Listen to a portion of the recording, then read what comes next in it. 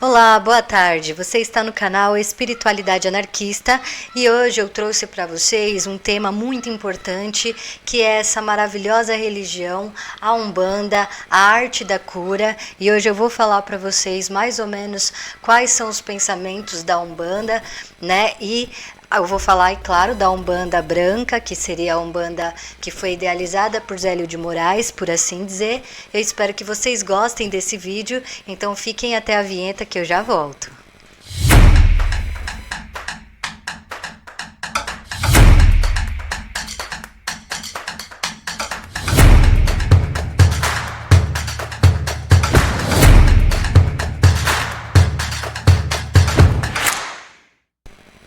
Aê, muito bem, muito legal.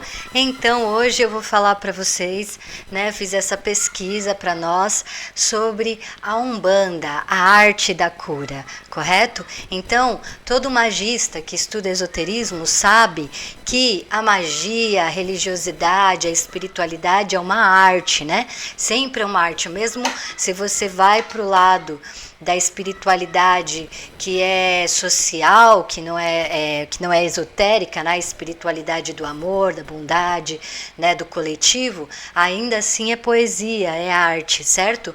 Então, tudo que envolve a espiritualidade, a gente está falando na sua essência de arte. Então, a Umbanda é a arte da cura, é um local onde a gente busca acolhimento emocional. A Umbanda branca. Por que Umbanda branca? Porque quando você vai no hospital, os médicos estão vestidos de branco. Quando você vê uma pessoa trabalhando, fazendo comida, geralmente ela usa o branco, né? Por quê? Porque representa a limpeza. As pessoas que fazem limpezas, né, de locais, elas também utilizam branco. Então, por isso que a Umbanda branca, porque é a arte da cura, de renovar as emoções. E então eu vou falar sobre essa questão agora. Então, no Brasil, nós somos muito ricos de culturas espirituais, de temas que envolvem diversos aspectos da metafísica, tanto existencialista, filosófica, tanto também da metafísica esotérica. O Brasil é um país muito próspero, né? É uma maravilha de prosperidade em todos os cantos, por causa da natureza, por causa do calor, por causa das praias.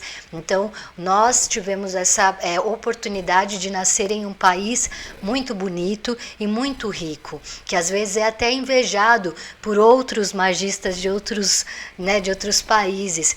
Então, por exemplo, a gente tem um documentário maravilhoso que foi o Pietro, que desenvolveu a Wicca no Brasil, né, Claudinei Pietro, que ele faz uma entrevista com uma sacerdotisa que fez o livro A Bíblia das Bruxas, acho que é Janet, que ela se chama, da Inglaterra.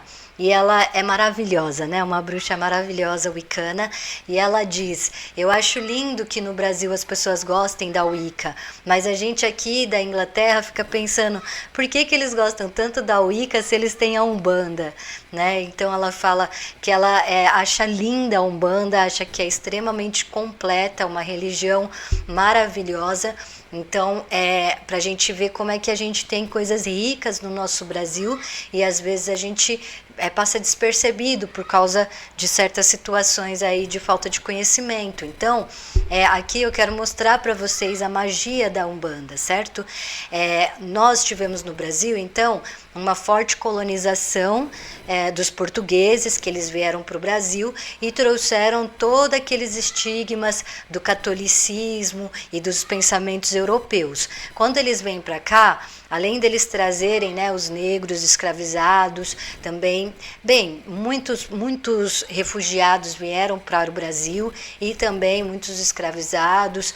E aí então a gente começa a ver uma rebeldia do povo contra, ou melhor, né, querendo combater o catolicismo que era impregnado pelos portugueses para fazer a colonização.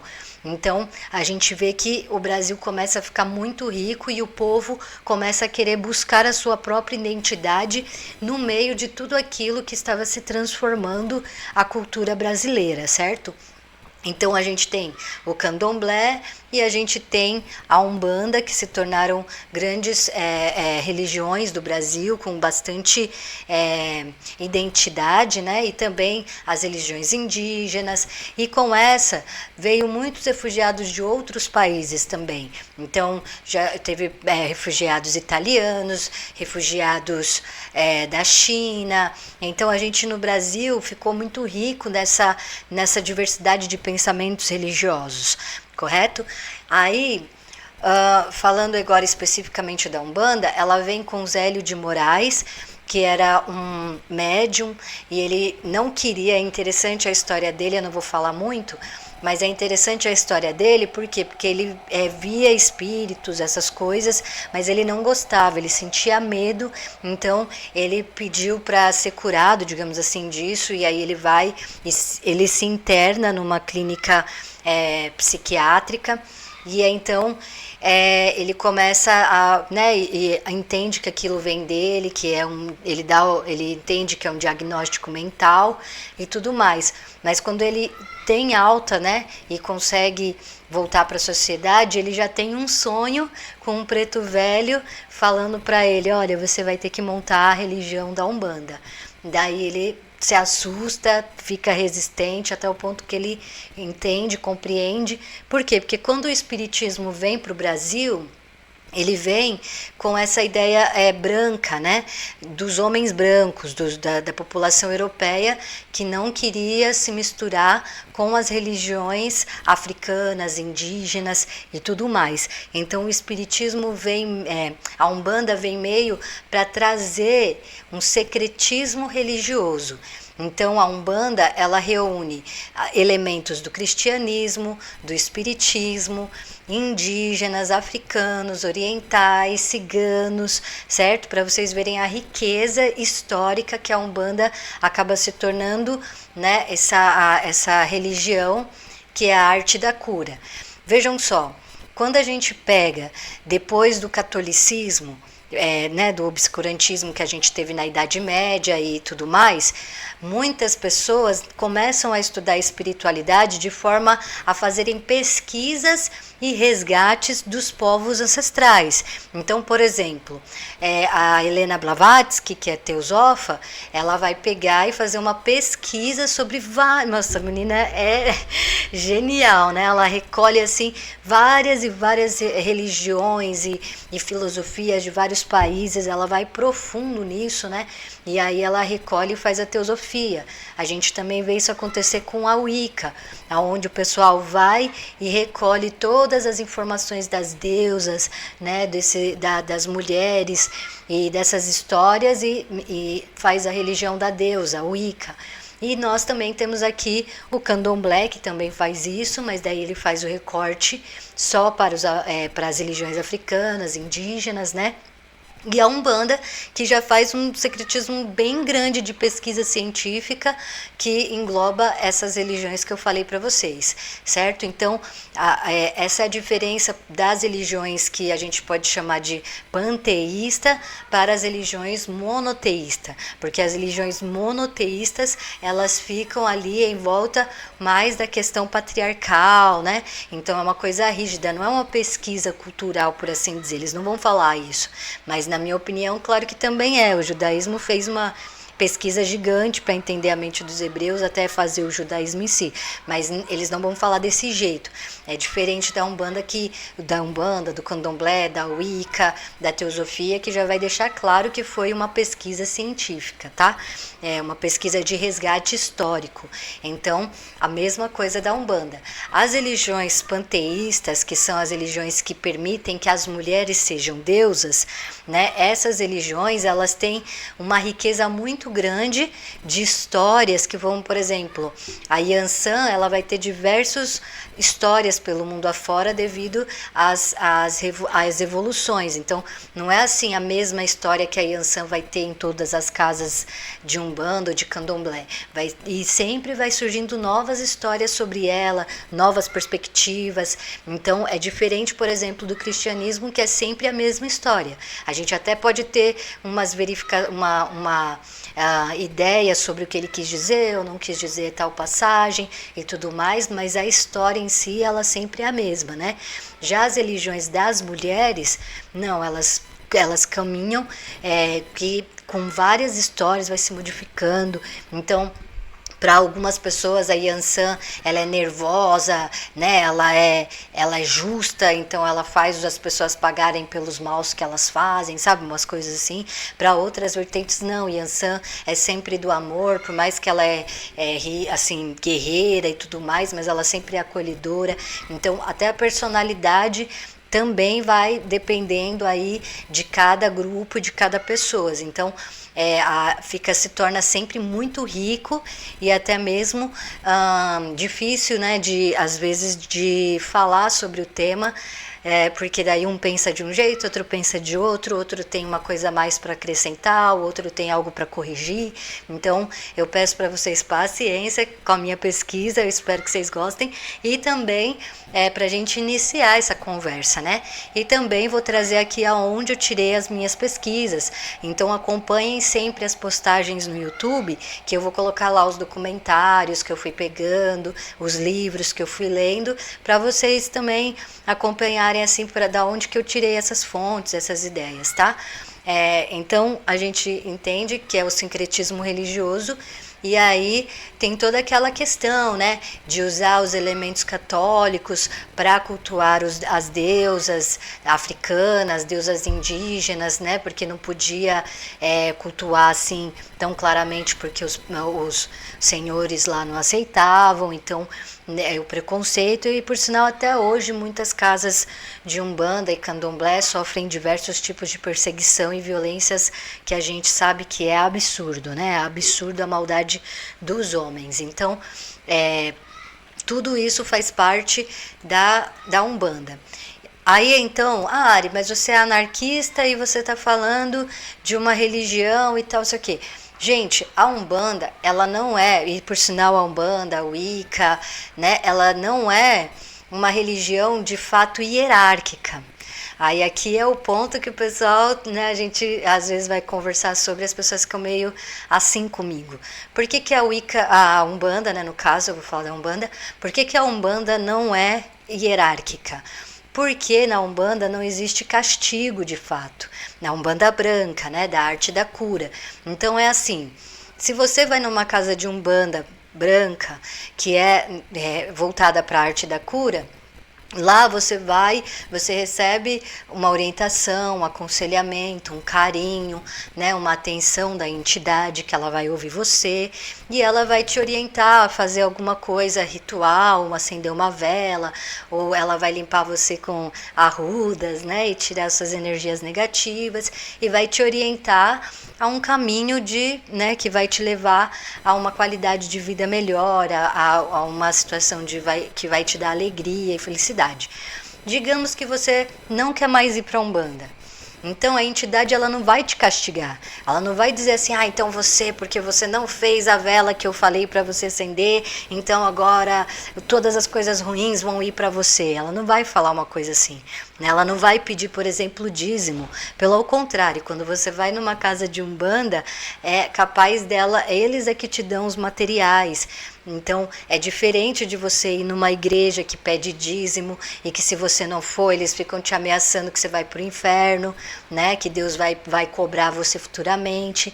Então, se você vai numa casa de Umbanda e você fez algo muito ruim, vai ficar entre vocês, eles não vão ficar espalhando, né? Que como muitas vezes acontece. Então, você não tem um regimento de castigo e punição na Umbanda branca, e que é diferente também do Candomblé, porque a maior parte do Candomblé é hierárquico, certo? Então essa é a diferença. A hierarquia é um sistema de opressão, certo? Porque quem está em cima manda em quem está embaixo. E isso não ocorre na Umbanda branca. Nós temos o quê? Nós temos seres iluminados como orixás, né? Temos Oxalá, que são sim seres que estão, digamos, acima de nós, porque eles têm mais conhecimento, eles têm mais força, né? Mas eles não usam a sua força e seu conhecimento para punir ou castigar pessoas. Então é uma linha mais espírita que vai dizer que cada ação tem uma reação pela coisa. Então, você está fumando, então não significa que você está fumando, Deus vai fazer o seu carro bater para você pagar isso que você fez. Não, você está fumando, você vai ter as doenças de quem fuma, certo? Provavelmente. Então, são consequências, ação e consequência. Não é uma questão de ação e punição, né? Que é diferente do que é falado nas outras religiões hierárquicas. Então vejam a diferença. A Umbanda ela não é hierárquica, mas ela tem sim as separações de estágios de consciência. Então tem os seres de luz autoconscientes e tem os seres que estão também trabalhando na sua criação, na sua evolução junto com os seres humanos, por assim dizer. Vejam a diferença do conceito, o que é hierarquia. Então, um professor sempre vai ter mais conhecimento do que um aluno por si, né? É o status do professor. Então, o professor, muitos anos estudando um tema, né? E além de tudo, a experiência vai fazer com que o professor tenha mais insights sobre aquilo do que qualquer aluno. Assim, né, se entende um bom professor, uma pessoa dedicada, né? Então, assim, entende-se que vai acontecer. Mas não é por causa disso que o professor tem direito de punir, negativar o aluno, o ego dele, ou mandar no aluno, porque ele tem mais conhecimento sobre o assunto. Essa é a diferença, certo? Então, vamos lá. Daí, no secretismo religioso, eu vou voltar aqui rapidinho, ó. Então, a gente vai ter toda a cena, né? Então veja só, Jesus Cristo para a Umbanda é o nosso Messias, certo? Que libertou as pessoas do quê? Da pressão do inferno. Então o Messias ele vem e fala: eu salvei toda a humanidade, certo? Então todos nós já estamos salvos. E aí o que acontece? Por que nós já estamos salvos? Porque o Messias deu tanto seu amor para nós que ele explicou que não precisa temer, porque Deus sabe que aqui jaz no maligno, e já que Deus sabe que aqui é todo o plano dele, a obra dele, não tem como a gente pecar contra Deus, não tem como, a gente é uma areia no oceano, na praia, né? Então, o que nos basta e o que nos resta fazer na terra é ajudarmos os outros, que é isso que Deus deseja de nós, é o que Deus quer de nós, é o que agrada a Deus, é ajudando os outros, né, nessa situação do planeta Terra. Então o Messias, ele tem esse poder máximo que ele veio, então mesmo que aí a gente vai vendo a sabedoria dos pretos velhos, por exemplo, então mesmo no sofrimento da escravidão, ainda tinha o Messias ali, falando de amor, mesmo que fosse pela boca dos algozes. Então o Messias sempre se fez presente para que o amor não caísse. Porque, digamos assim, se não tivesse o Messias, esses portugueses iriam ter inventado outra religião para oprimir, né? Mas como teve o Messias, então eles não tinham como fugir da palavra de amor que o Messias produzia, certo? Então, o Messias tem esse poder que é o maior dentre os orixás, por assim dizer, não acima de Oxalá, né? Então, Oxalá é Deus. Oxalá, vamos aqui então agora para as linhas, tá? A linha de Oxalá. Oxalá é Deus, então ele está acima da dualidade, certo? Ele é o tudo, ele é o todo, ele é o princípio, ele é o meio, ele é o fim, ele é a terra. Então, se a gente caminha e anda e sente o movimento, é porque Oxalá está, né? Ele está ali para que a gente possa criar esse movimento, as histórias, nos protegendo para que a vida exista, ok? Então ele representa a paz e a elevação espiritual. E eu tive um insight agora há pouco, estava até chorando, porque Oxalá falou comigo e eu não imaginava que tinha sido ele. E já faz muitos anos que eu ficava pensando nisso. E, nossa, é algo incrível. Eu nem sei muito lidar com isso. Mas então, assim, Oxalá, né, representa a paz e a evolução, elevação espiritual. Ele está sempre buscando a gente para que a gente crie novos insights, novos conceitos, e ele é o criador de tudo. Depois de Oxalá, a gente vai ter os orixás, correto? Os orixás são... Opa, peraí, rapidinho. Os orixás, eles são as representações do amor de Oxalá para nós. Então, cada orixá, que é cada deus e deusa, por assim dizer, cada um desses, eles representam a expressão do amor de Deus na Terra, ok? Então, nós temos, por exemplo, a linha de Iemanjá, que é ligada às águas e à maternidade. Então, a linha de Iemanjá cuida das famílias, cuida da gravidez, né? A Iemanjá é a rainha do mar, correto? Então, essa é a expressão do amor maternal, a expressão do amor familiar, vem de Iemanjá. Nós temos também, por exemplo, Xangô. Xangô já é o amor. E Xangô, eu vou falar bem dele, porque tem uma coisa muito legal dele. A linha de Xangô, ele é relacionado à justiça e ao equilíbrio. Então, por mais que o Xangô ele é da luta, mas ele usa as artes marciais para levar a paz. Não é a arte marcial para uma guerra, por exemplo, né? Então ele vai mostrar o poder de você pegar e saber utilizar a arte marcial para conter as brigas. Então, se você tem um professor bom de luta, não importa qual seja a arte marcial, ele sempre vai falar, olha, não usa o que eu te ensinar para a maldade, né? Não vai bater nas pessoas à toa e coisas assim. Então, se você vê uma cena que uma pessoa está precisando de ajuda, você usa a arte marcial para proteger essa pessoa, mas ao mesmo tempo tentando não ultrapassar os limites com a outra que está sendo algoz, entende? Então a arte marcial, você segura a pessoa para ela se acalmar, até ela se acalmar, né? Os amigos e tudo mais, mas, né, por exemplo, tá numa briga de bar, você vê que o cara bebeu demais e aí ele quer bater no outro, aí você vai, utiliza a sua arte marcial para conter a briga, até as coisas se acalmarem, coisas assim. Então é diferente. Xangô vem da linha da justiça, claro, mas não numa justiça punitiva, mas uma justiça que leva as pessoas a compreenderem o porquê da paz ser melhor, o porquê do amor, né, do acolhimento ser melhor. Então, Xangô é essa linha. E Xangô, ele é o quê? Ele é a chama gêmea, veja só a palavra, chama gêmea de Yansan. Então, Yansan também é a mesma coisa de Xangô, certo? Ambos são do fogo, do raio, só que ela é a energia feminina dessa justiça. Então ela também luta, ela também é uma guerreira. Quando Yansan vai para a batalha, todos os cavaleiros param só para ver ela passar, né? Então a Yansan, como Xangô, também vai utilizar a luta para proteger as mulheres, para proteger a comunidade, mas nunca numa questão de violência, numa questão, mas sempre buscando o melhor para a comunidade.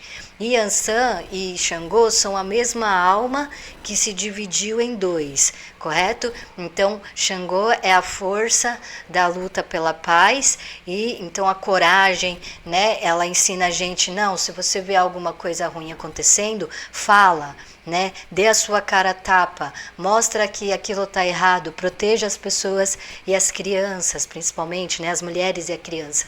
Então, Yansan é uma deusa que não teve filhos, né? Mas ao mesmo tempo ajuda a cuidar das crianças da comunidade, ajuda a cuidar das mulheres da comunidade. Então, Yansan, ela tem esse movimento de energias e a limpeza espiritual vem com fogo, né? Então, o fogo é muito falado no esoterismo como algo purificador.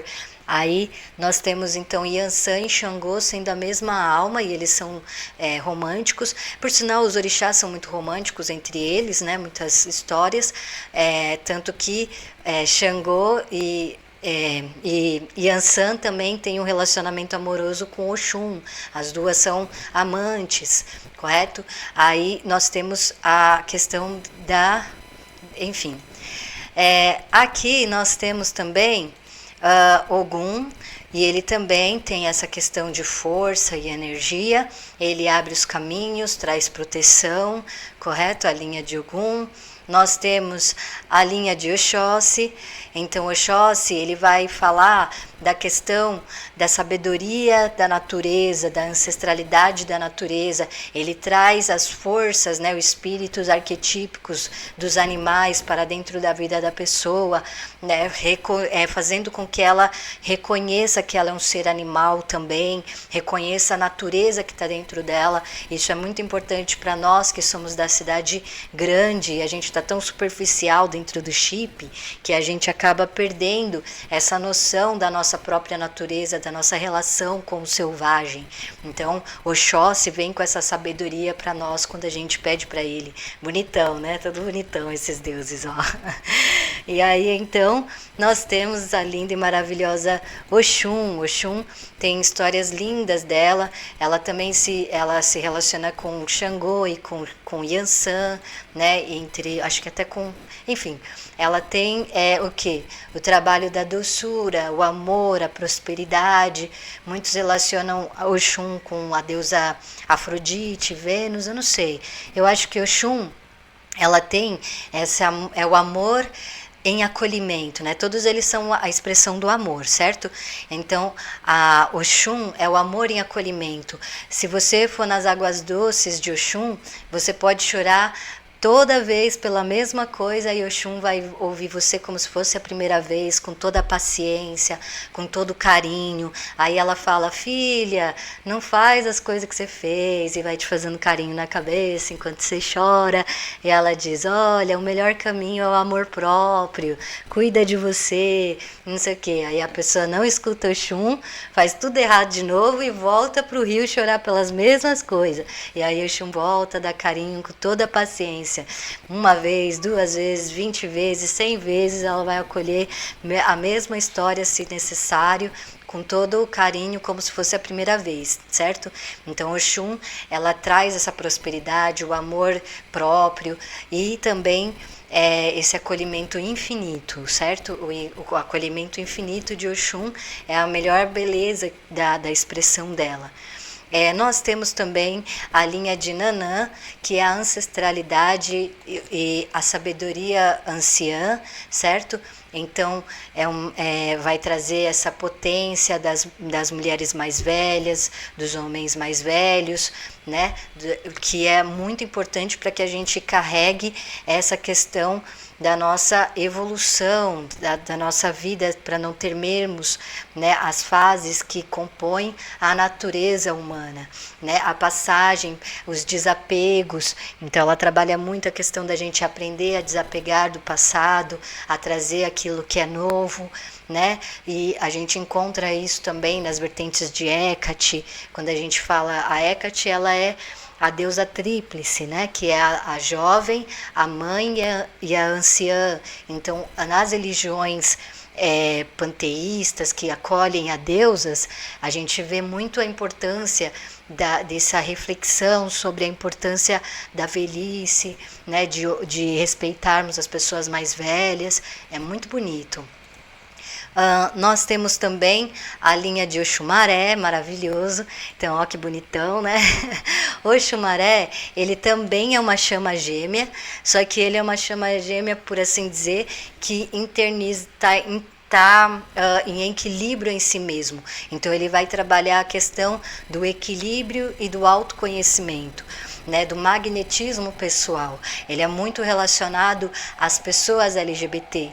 Por quê? Porque ele tem dentro de si o masculino e feminino que pode ser expressado a qualquer momento que ele quiser. Então, ele tem a forma feminina e a forma masculina do Oxumaré, certo?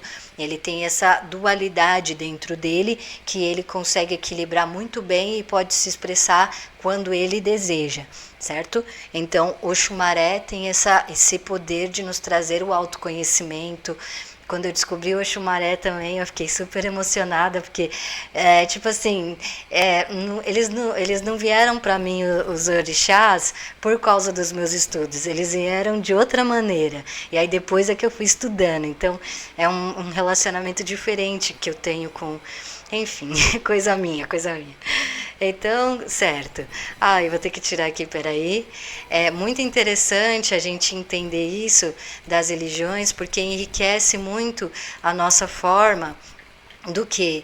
De nos relacionarmos com a poesia, com a metáfora, né? A arte da cura é a arte da metáfora, da poesia, certo?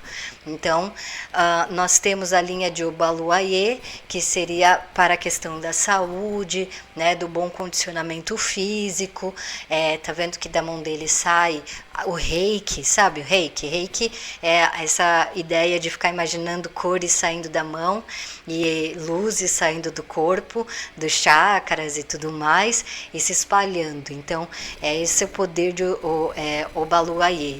E ele é muito legal por causa do jeito da roupa dele, né? Tão criativo, a gente vê várias coisas na internet de rituais de Obaluayê. Lembrando que eu estou falando da linha da Umbanda Branca, correto? Então tem diferenças do pensamento do Candomblé e outras vertentes que são mais duais. Duais em que aspecto? No dual de utilizar as duas energias, tanto positivas quanto negativas, em seus rituais, tá? Então eu tô em outra vertente aqui, eu tô na vertente não dual, que só utiliza da energia positiva para o amor e a caridade. Então a Umbanda é a religião da caridade, tá? Aqui nós vamos ter a linha dos marinheiros. Não, tá. Então, ó, depois que a gente saiu aqui da questão, né, dos orixás, agora a gente vai ir para as falanges. Vimos então orixás, que são vários deuses, e tem ainda mais deuses, acredito eu, mas eu recolhi esses. E daí nós temos agora uma coisa muito legal que vem da Umbanda, que é assim, existiram pessoas, né, várias pessoas que conforme foram caminhando na vida, nos conflitos e nas dificuldades, essas pessoas se tornaram arquétipos, certo? A história de vida dessas pessoas foram tão bonitas e tão marcantes que elas se tornam uma entidade de amor que vem para ajudar os orixás a curar a comunidade. Então são as falanges, e aí nós vamos ter, então nós temos, por exemplo, a falange dos marinheiros, que seriam pessoas, que foram os marinheiros, né, que trabalhavam indo para o mar, e aí esses homens e essas mulheres, que também têm as marinheiras, elas se tornam pessoas que depois que falecem, né, que desencarnam, o espírito delas está tão ligado ao amor, ao carinho e à dedicação ao cuidado da população, que elas voltam para cuidar um dos outros, e dessa maneira elas também vão ganhando sabedoria e também vão evoluindo junto com as pessoas da comunidade, mesmo depois de desencarnadas, ok? Então esse é muito rico, entende? Cada um, ó, veja só, na linha dos marinheiros nós temos Zé do Mar, João da Marina, João Canoeiro, Seu Jangadeiro, Zé dos Remos, Marinheiro das Sete Praias, Antônio das Águas, Capitão dos Marés, Martim Pescador. Esse é alguns, entende? Ixi, tinha mais uma moça. Tudo bem. Aí, então, nós temos cada uma dessas estrelas tem a sua própria história, tem a sua própria identidade, e cada um com a sua forma de ter alcançado o que? A sabedoria ancestral, e voltam para nos ajudar, ok? Através dos médiums que vão e canalizam esses seres. Aí a pessoa que é médium na Umbanda, ela não somente canaliza, mas a pessoa, ela costuma estudar sobre as entidades. É uma pesquisa bem profunda realmente dessa forma de se conectar com essas entidades do passado. Aí nós vamos ter, por exemplo, os boiadeiros. Os boiadeiros, que são os peões, os trabalhadores do campo.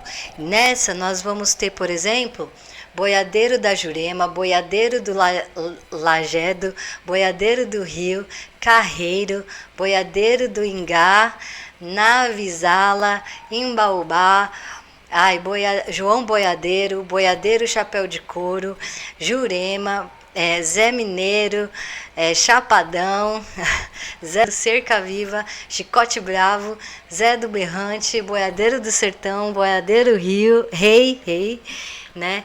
Então, são todos esses boiadeiros que a gente encontra, e eles são mais sérios, são entidades geralmente mais sérias, né, que trabalharam no campo. Cada um desse tem a sua própria história de vida. Depois nós temos também os baianos. Os baianos já vão vir com a ideia do que? Dos nordestinos, então resgatar a história do Nordeste, da população nordestina, desses arquétipos de pessoas que vieram, né, e lutaram. Eles também são muito divertidos, muito alegres, trazem muita felicidade. Então, dos baianos, nós temos baiano Joãozinho de Gomeia, baiana Dona Mãe Maria, baiano Zé Pilintra, baiana Maria Mulambo, baiano Seu Luz, baiano Ogum do Sertão, Dona Noca, Bastião do Maranhão, Teresa da Iansã, Zé do Maranhão. E assim, eu tô falando os que eu consegui recolher, tá? Então, olha só que interessante, aqui na linha dos baianos, nós temos Zé Pilintra, que é maravilhoso, e também eu tive uma história com ele muito legal. Uma vez eu tava no centro da cidade e tinha uma moça que eu fiz amizade, né? Ela era moradora ali da Luz, estava com as suas situações, né, difíceis lá, que a gente sabe, e ela é uma menina linda, maravilhosa, né? A gente fez amizade e na hora que a gente estava conversando, o Zé Pilintra veio nela, porque ela era, né? Só que eu não era da religião, assim, eu sabia alguma coisa ali acima, mas eu não era da Umbanda. E aí quando ele veio, né, ela ficou diferente, sabe? Agindo assim meio diferente comigo e tal. Aí eu, que é isso, né? Não tô entendendo. Aí eu, quem é que tá aí? Eu meio que falei assim, né, dele, você me viu, né? Aí eu falei, então, dele, eu sou o Zé Pilintra, conhece? Deu, caraca, Zé Pilintra. Dele, você tá sabendo das coisas e tal. Aí eu falei, obrigada e não sei o quê. Daí ele ficou contando as coisas, assim, né? E aí ele falou, olha, eu apareci aqui porque você tá muito preocupada com ela. E eu vim dizer que você não precisa se preocupar, que tá com o Zé Pilintra, tá cuidado e tudo mais. Então, por exemplo, o Zé Pilintra era um homem, né, quando ele estava encarnado, que ele vivia nos bares e botecos e tudo mais, né, bebia, gostava muito disso, só que ele começa a perceber como as mulheres estavam sendo maltratadas na comunidade. E aí nessa que ele percebe que as mulheres... abriu o portal de novo. Não dá pra ver.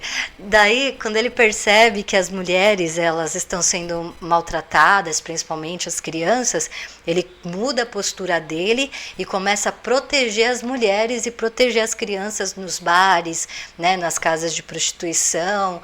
Então ele começa a ser uma pessoa muito amorosa, um homem muito amoroso, mesmo dentro daquelas situações de violência que ele estava ali. Então o Zé Pilintra tem essa ideia meio malandra, assim, de ficar passando umas cantadas e não sei o quê, mas ao mesmo tempo ele é muito, né, assim, carinhoso e protetor. Então, o Zé Pilintra, ele é interessante porque ele caminha tanto no candomblé, mas que ele também está muito presente na Umbanda. Pelo que eu entendi, né? Maria Mulambo, também maravilhosa. A Maria Mulambo, se vocês querem ter o conhecimento dessa entidade, eu super recomendo. Na internet tem umas canalizações dela que é maravilhosa. Então, ela é bem rígida, assim, no aspecto de colocar a gente para ver a nossa sujeira, né? O nosso lixo. Então, muitas das mulheres que aparecem na Umbanda, e tanto na Umbanda e Candomblé, são mulheres que tiveram que passar pela prostituição, né, para poder sobreviver enquanto encarnadas, tiveram muitas situações de violência e superação dentro disso. Então, é um resgate muito lindo das mulheres da nossa comunidade, tá? Então, vamos sempre lembrar dessa questão que é muito importante. Aí, a Maria Mulambo tem sim essa ideia de trazer as pessoas que estão aqui na negatividade, na questão mais, né, escura da dualidade, e trazer elas para as luzes, né? E falar assim: você tem certeza que você quer mexer nesse lixo? Você tem certeza que é por aí que você quer ir? Se você quiser, eu vou com você. Mas você tem certeza? Ela é mais ou menos assim, né? Então, ela tem muito dessa força, assim, da realidade, de fazer a gente ver a vida como ela realmente é. Muito linda, maravilhosa.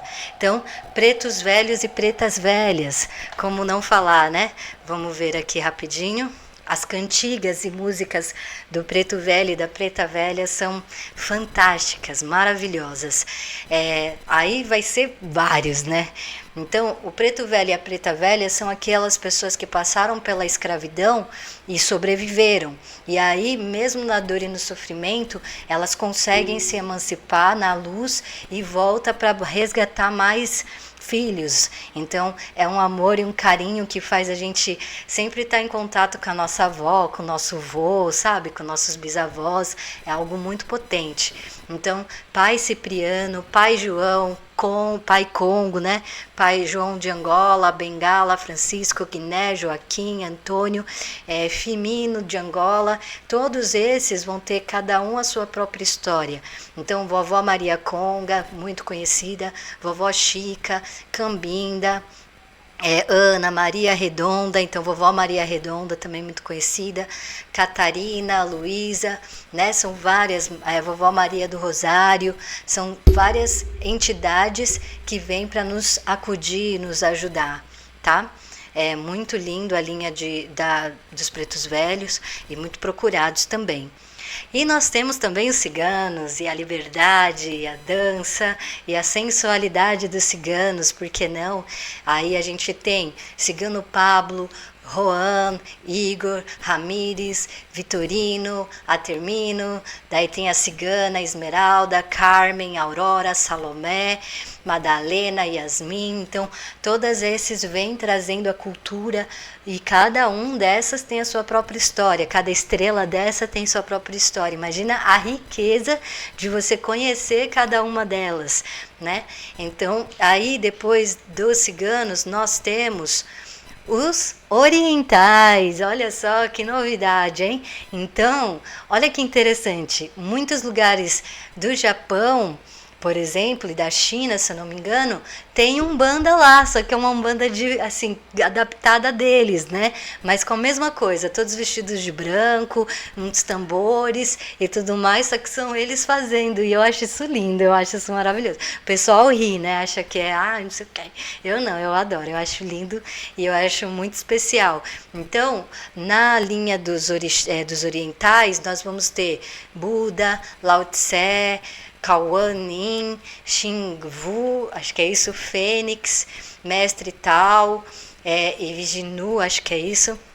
Bem, eu não sei se é bem assim, mas ele vai pegar, né, essas ideias de Buda, também tem o Tai Chi, que são tudo coisas, são entidades e os elementos, né, que trazem o equilíbrio para a pessoa, se ela tiver no momento mais de se entender, se internalizar, buscar a calma.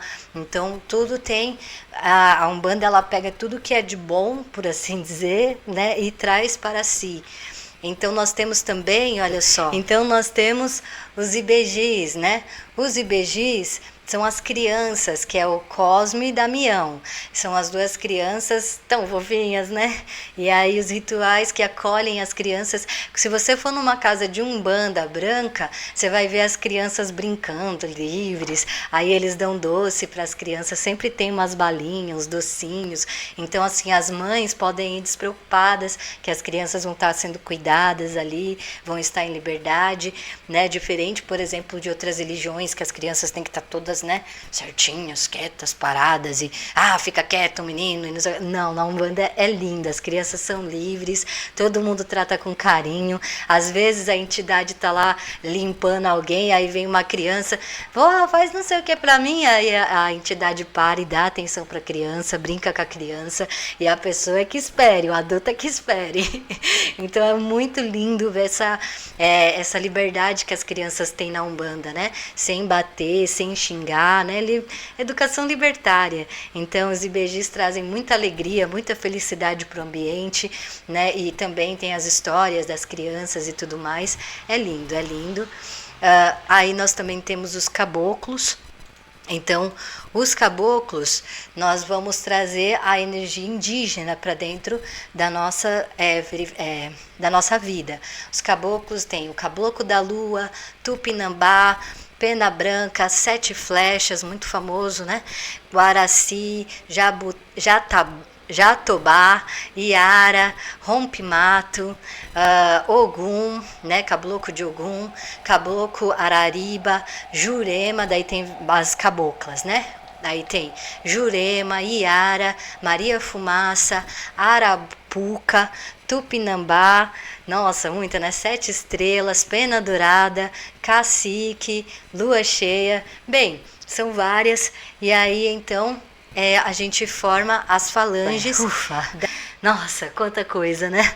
Então, eu recomendo muito que você vá, mesmo que você não acredite, mesmo que, né, você não tenha essa intimidade com a religião, mas pelo menos uma vez na sua vida, vá numa casa de Umbanda, principalmente num dia de celebração de uma casa de Umbanda branca, né? Porque daí você vai ver uma coisa, você vai ver os rituais, que bonito que são, como que eles trabalham bem, a estética. Então teve uma vez que eu fui na casa de Umbanda e estava tendo, era uma época de campeonato de futebol, e aí tava o Corinthians jogando contra o São Paulo, sabe? Uma coisa assim bem, né, que deixa todo mundo muito intenso.